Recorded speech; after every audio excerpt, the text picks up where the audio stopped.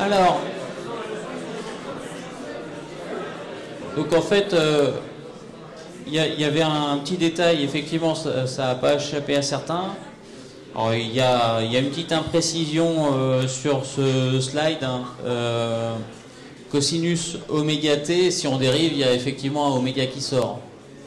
C'est juste pour montrer que quand on dérive un cosinus θ, ça devient un moins sinus θ. Donc en fait, là, les primes, c'est des d sur d oméga t.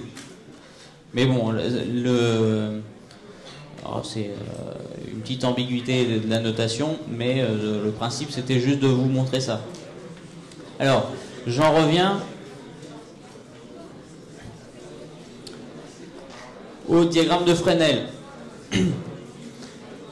Donc le calcul complexe, donc comme je vous l'ai dit, ça peut être remplacé par des constructions graphiques et ça correspond exactement au nombre complexe sans avoir à se poser la question de c'est quoi un nombre complexe.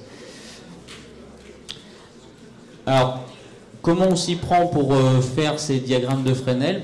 Le point de départ, c'est définir une grandeur de référence que l'on va placer à l'horizontale sur une feuille. Hein. Donc là, concrètement, les gens qui font ce genre de dessin, ils soignent la construction et ils se donnent une échelle, 1 cm égale 10 volts par exemple. Hein. Et puis, donc une échelle pour les tensions, une échelle pour les courants. Et si c'est construit de manière suffisamment rigoureuse, suffisamment soignée, on arrive à faire des mesures à la règle des longueurs des vecteurs et donc des amplitudes des tensions réelles qui vont exister derrière. Et pareil, si vous avez un rapporteur et que vous avez bien construit votre diagramme, vous allez pouvoir mesurer des déphasages. Au degré près, avec un rapporteur, on peut mesurer sans difficulté ce genre de choses. D'ailleurs, concrètement, hein, même le théorème de Pythagore, il n'y a pas besoin de le connaître. Si vous construisez un triangle rectangle, en dessinant précisément le côté adjacent et le côté opposé, il suffit de mesurer à la règle l'hypoténuse. Vous n'avez pas besoin de connaître le théorème de Pythagore pour faire les calculs à partir de ces constructions géométriques. Alors, donc comme je vous l'ai dit, le fait que les vecteurs soient tournants, c'est pas une gêne en soi. On peut parfaitement figer ce diagramme. Le tout, c'est de choisir une origine de phase pour le tracer. Alors quand je vous dis que la référence de phase, on l'a choisie à l'horizontale, ça c'est, on va dire, la convention classique. En électrotechnique, il y a certains diagrammes où la référence de phase, on la dessine à la verticale. En règle générale, c'est quand on sait à l'avance dans quelle zone de la feuille on va devoir faire les dessins, on s'arrange pour que le diagramme soit commode à tracer. Donc, en électrotechnique, typiquement sur les machines asynchrones, la référence de phase elle est verticale, mais donc la plupart du temps, quand on fait des diagrammes de Fresnel sur des circuits électriques, la référence de phase, on l'a choisie à l'horizontale. Alors, qu'est-ce qu'on choisit comme référence dans un diagramme? Ça dépend de la forme du circuit que l'on va étudier. On s'arrange systématiquement pour que la grandeur de référence soit une grandeur commune aux éléments d'un circuit. Ce n'est pas nécessairement la tension d'alimentation qu'on choisit comme référence. Donc concrètement, quand on a une association série de composants, le choix le plus commode, c'est de prendre le courant comme référence. Pourquoi? Parce que le courant, c'est la grandeur qui va être la même pour tous les composants d'une maille. Donc là, je vous ai représenté un circuit RLC alimenté par une source de tension E. Et donc le diagramme, là, il n'y a pas d'animation, donc je vais vous montrer comment on le construit.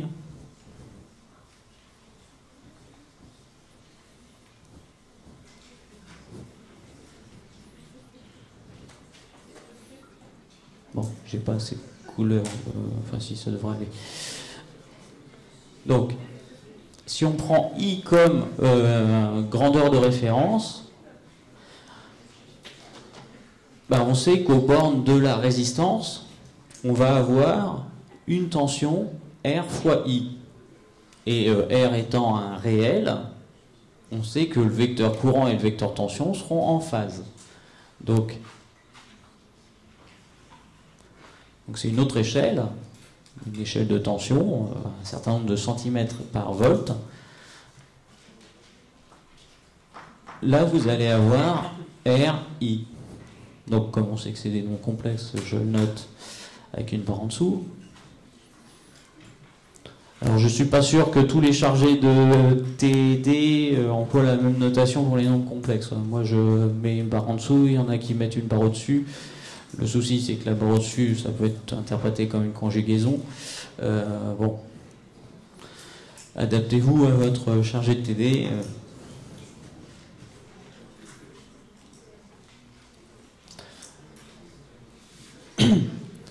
La tension aux bornes de la bobine, c'est JL oméga I. Et je vous ai dit, J, c'est exponentielle J pi sur 2. Donc en fait, on vient rajouter une phase de pi sur 2 au vecteur courant. Donc, je vous rappelle, de manière générale, I, c'est I crête exponentielle J oméga t plus phi I.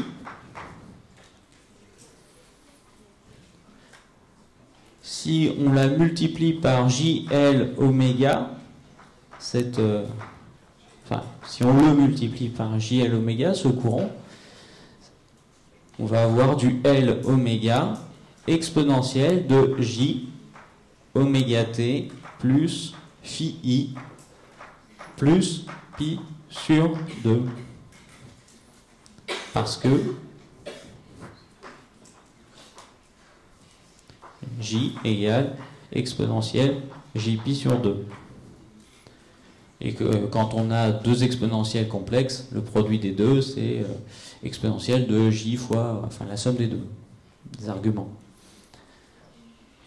Donc ça veut dire que JL oméga I va être en avance de plus pi sur 2 par rapport au courant I, et donc par rapport à la tension RI.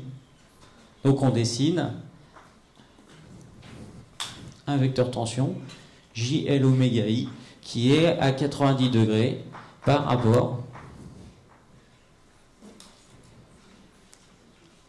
à la tension au bord de la résistance.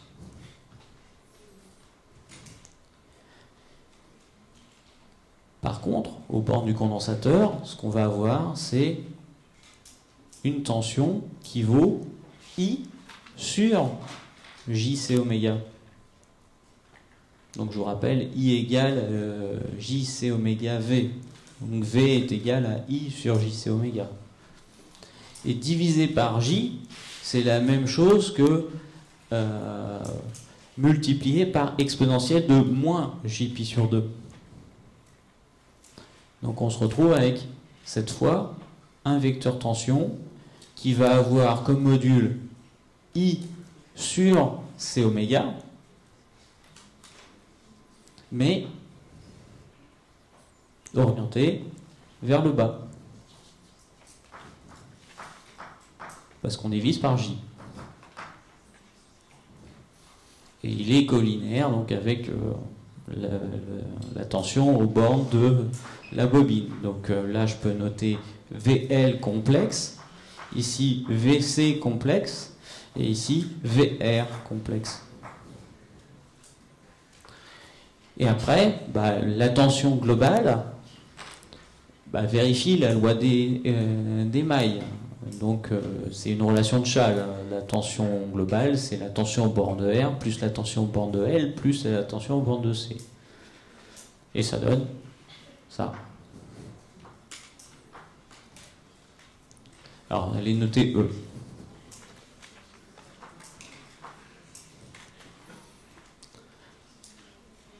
Alors c'est un cas particulier, hein, bien évidemment, quand on fait un tracé de ce genre-là, c'est un cas particulier qui peut changer. Hein. Si on change la pulsation oméga, on peut se retrouver dans une configuration totalement différente.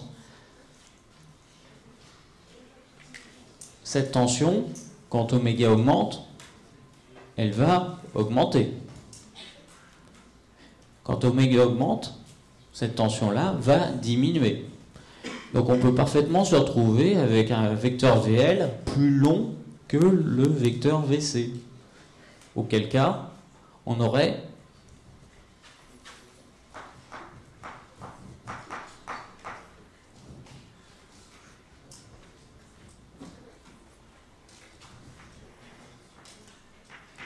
I. Alors du vert.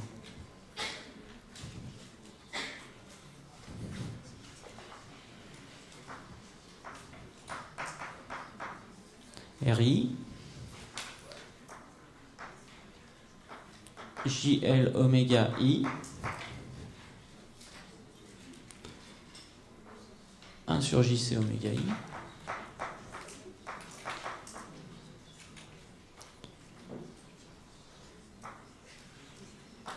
et donc une tension E qui cette fois est en avance sur le courant. Donc dans un cas, on a une tension en avance sur le courant. On dit que le circuit est globalement inductif. Si le courant est en retard sur la tension, c'est ce qu'on a pour une bobine ou pour un circuit RL. Et quand le courant est en avance sur la tension, c'est plutôt un comportement capacitif, majoritairement capacitif. Donc en fait, dans un cas, c'est la bobine qui domine, dans l'autre cas, c'est le condensateur. Et on peut même se retrouver dans une configuration assez particulière. Si jamais la tension VL est strictement égale à la tension VC. Ça peut arriver. Si j'ai VL égale VC, et deux tensions, pas nécessairement nulles, hein, la somme des deux, ça va valoir 0. Ben, j'aurai un comportement purement résistif. Un circuit électrique constitué d'une bobine, d'un condensateur et d'une résistance, à une fréquence particulière, on peut se retrouver dans la situation où VL égale moins VC, et donc que globalement, la tension E, ce soit la tension aux bornes de R. Si jamais on a ça, qu'est-ce que ça correspond à quoi ?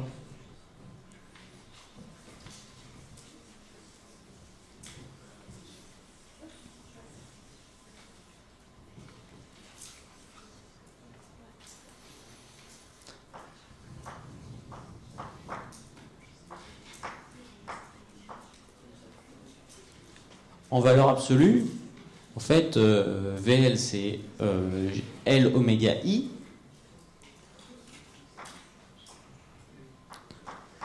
Donc, si VL égale moins VC, ça veut dire qu'en module, les tensions sont égales. Donc, le module de I, c'est Y. JL oméga, le module, c'est L oméga. Et le module de VC, ou de moins VC d'ailleurs, bah ça sera Y sur C oméga.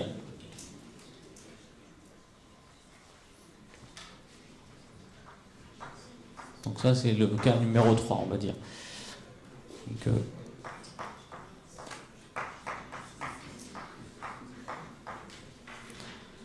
Donc les Y se simplifient et en fait on a LC oméga égale à 1. Autrement dit, oméga égale 1 sur racine de LC. Alors, dans le cas de l'équation différentielle du deuxième ordre d'un circuit RLC, si vous vous rappelez, on avait une forme canonique avec un Z et un oméga 0. Ça, c'est oméga 0. c'est ce qu'on appelle la pulsation propre ou pulsation de résonance du circuit. Ben, la résonance du circuit, c'est la pulsation pour laquelle les tensions aux bornes du condensateur et de la bobine se compensent. En fait, c'est la situation parfaite où l'énergie du condensateur et de la bobine vont s'échanger sans perte, entre guillemets. En fait, si ce qui va être perdu, c'est s'il y a du R présent. Alors par contre, c'est une situation qui peut être fâcheuse, hein, parce que suivant les valeurs de R, de L et de C, on peut avoir une tension E qui est assez faible, mais avec un VR, un VL et un VC qui ont une très très forte amplitude. On peut avoir quelques dizaines de volts d'alimentation, E, et donc c'est ce que verra la résistance dans le circuit RLC, pendant que VL et VC, qui sont strictement opposés, peuvent valoir 1 kV. Et ça peut faire éclater le condensateur, provoquer des arcs électriques au niveau des spires de la bobine. On peut casser des choses. Le phénomène de résonance, c'est un phénomène potentiellement dangereux. Ça, je pense que si vous avez des exemples en tête de phénomènes de résonance en mécanique, par exemple le pont de Tacoma. Donc le fait qu'un vent à un rythme bien particulier entre en résonance avec un pont et le fait gondoler de plus en plus parce que l'apport d'énergie régulier à la bonne fréquence fait que l'énergie élastique du pont croît petit à petit, et même si l'apport il est minime à chaque fois, vu qu'il y a peu de pertes et qu'on en apporte toujours un peu plus à chaque fois, l'amplitude des mouvements est de plus en plus importante jusqu'à la casse. Donc les phénomènes périodiques ou mauvaises fréquences peuvent avoir des effets conséquents. Donc l'exemple récent avec un film, ça a été filmé du pont de Tacoma avec vraiment une route qui se déforme de manière énorme jusqu'à la rupture. Et il n'y avait pas de film à l'époque, mais enfin bon, à l'époque de Napoléon, il y a une troupe qui est passée au pas, qui a dansé sur un pont et qui l'a fait s'écrouler. Donc à cette époque-là, il n'y avait pas de caméra, mais ça devait être assez spectaculaire aussi.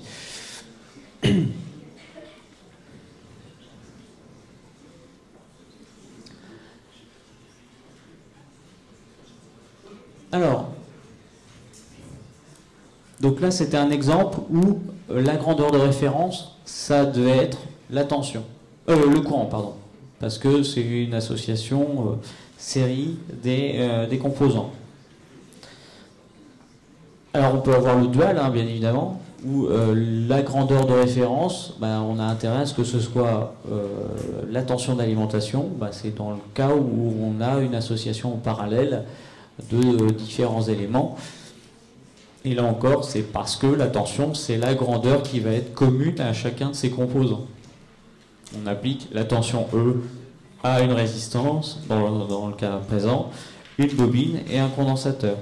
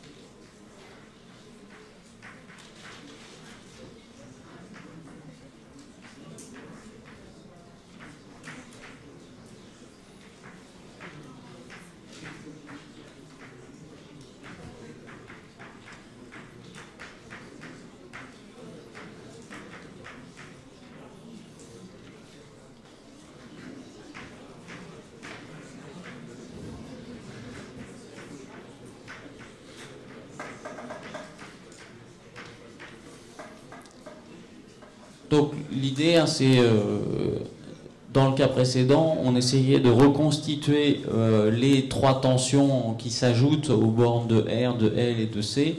Là, en fait, ce qu'on essaye de reconstituer, c'est les trois courants, conformément à la loi des nœuds.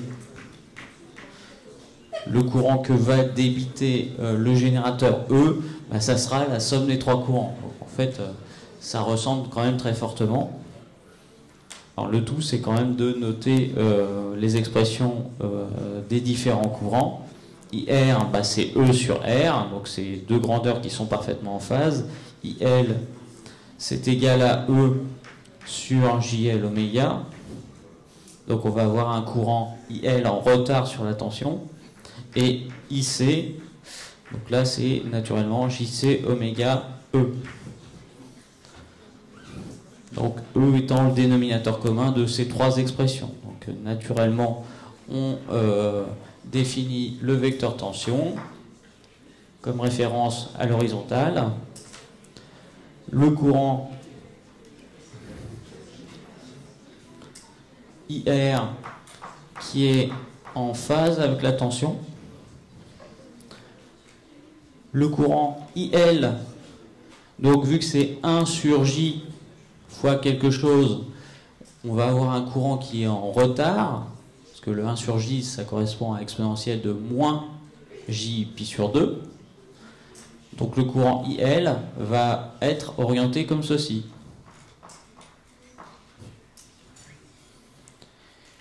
Et le courant IC, bah lui, il est collinéaire à IL, mais orienté vers le haut.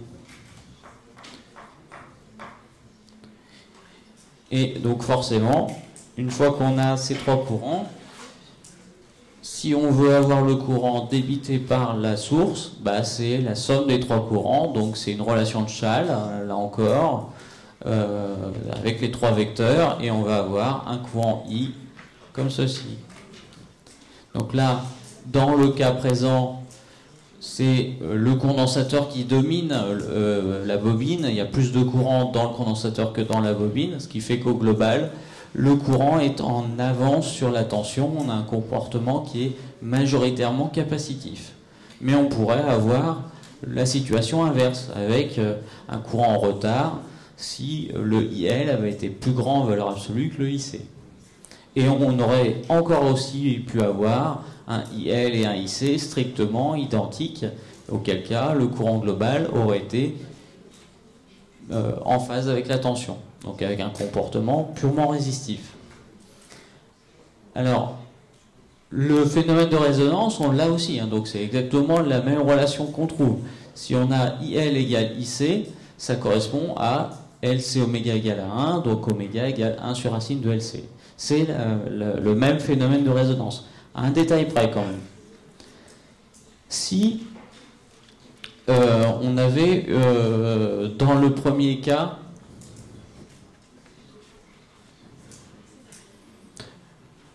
juste une inductance et une bobine, et que la résistance elle était absente. Alors absente dans le sens où on la remplace par un fil. Parce que bien évidemment, s'il y a un circuit ouvert, il n'y a pas de circuit, il n'y a pas de courant, il n'y a rien. L'impédance de notre circuit, ça serait une impédance imaginaire pure pour toutes les fréquences, et à la fréquence de résonance, on trouverait 0. À la fréquence de résonance, VL égale à moins VC, et vu que c'est la totalité c'est E, bah, vous trouverez E égale à 0. En fait, vous faites un court-circuit franc du circuit. C'est ce qu'on appelle une résonance série. Donc c'est très utile pour faire du filtrage typiquement. Si vous branchez une charge, parce que là c'est présenté avec une résistance, une bobine, un condensateur. En fait, on pourrait faire plutôt l'inverse. Entre la source et la charge, en fait, on met une bobine, un condensateur, et c'est R qui constitue une charge.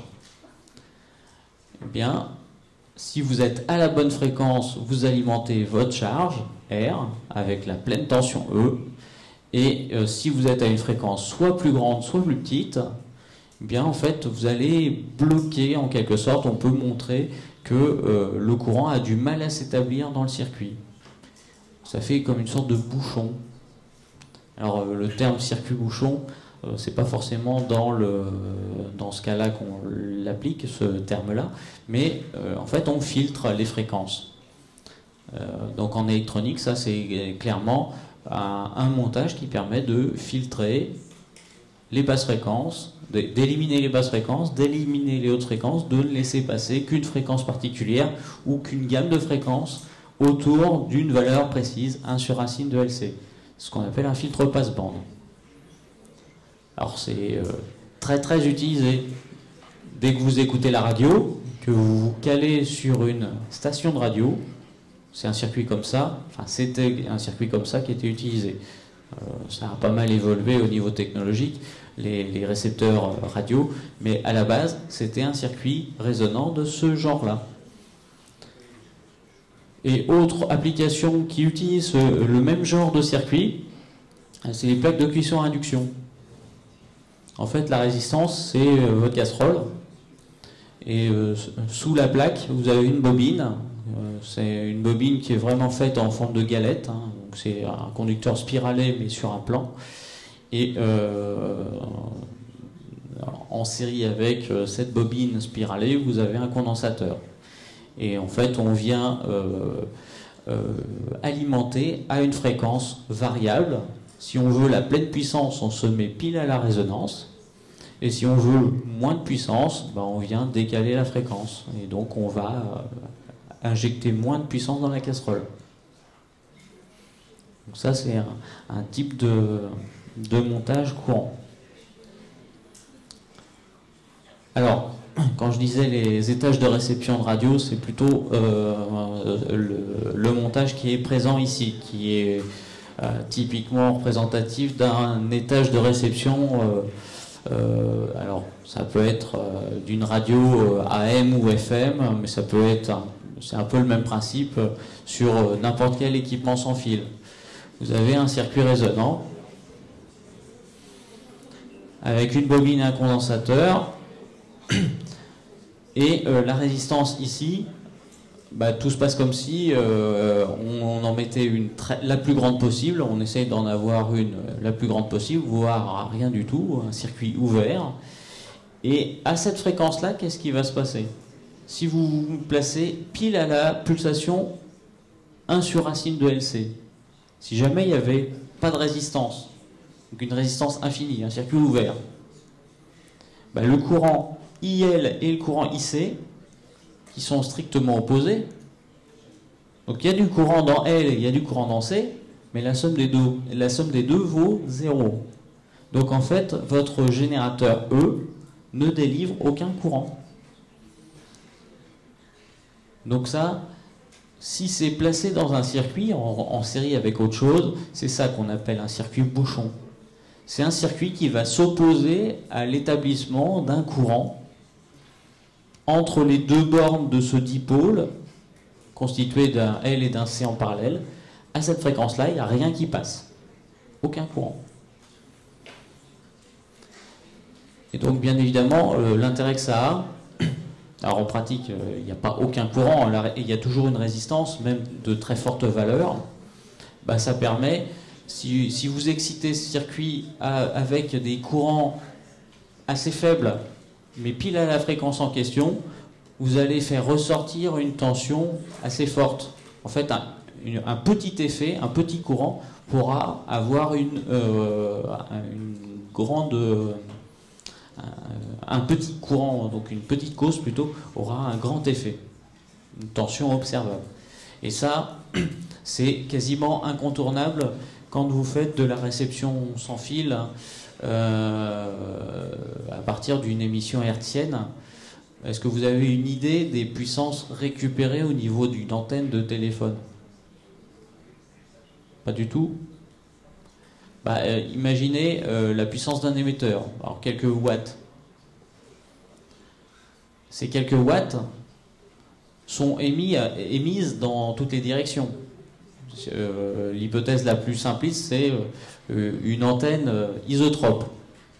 Donc vous émettez dans toutes les directions une puissance de quelques watts qui va se répartir sur une sphère, et cette sphère se propage. Elle a une surface de plus en plus grande. Donc en fait, la puissance que vous émettez va s'étaler sur une surface de plus en plus grande, donc qui croît en R carré. Et très rapidement, vous multipliez par 10 le rayon de la sphère, vous allez diviser par 100 la densité de puissance par unité de surface à la surface de cette sphère. Et l'antenne de réception de votre téléphone portable, c'est une toute petite surface de captation du signal. Donc en fait, c'est vraiment très très très faible. C'est même pas des microwatts que vous allez récupérer.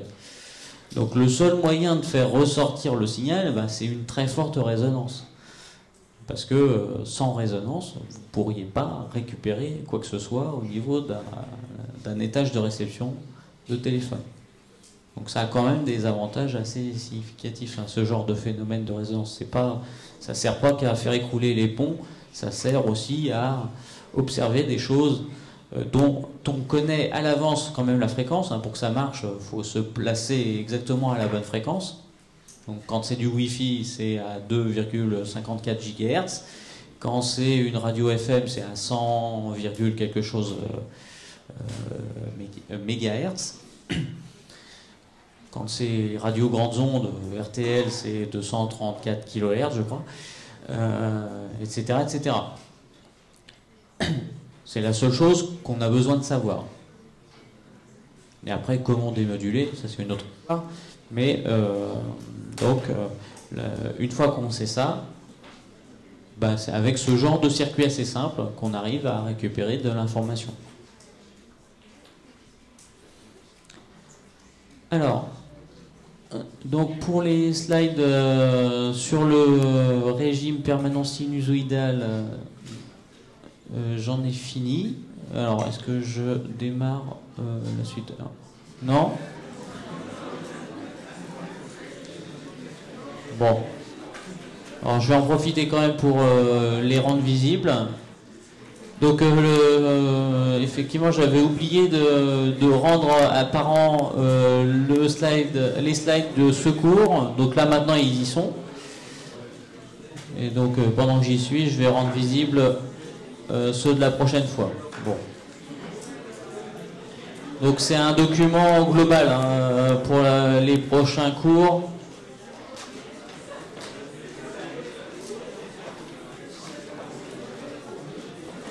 Donc les prochaines fois, en fait, on verra ce qui se passe quand on étudie le régime permanent sinusoïdal, le régime transitoire sinusoïdal, pardon. Donc en fait, ce qu'on a vu avec les impédances viendra se greffer en plus le régime transitoire, c'est-à-dire la solution homogène. S'il vous plaît, on n'a pas pour très longtemps.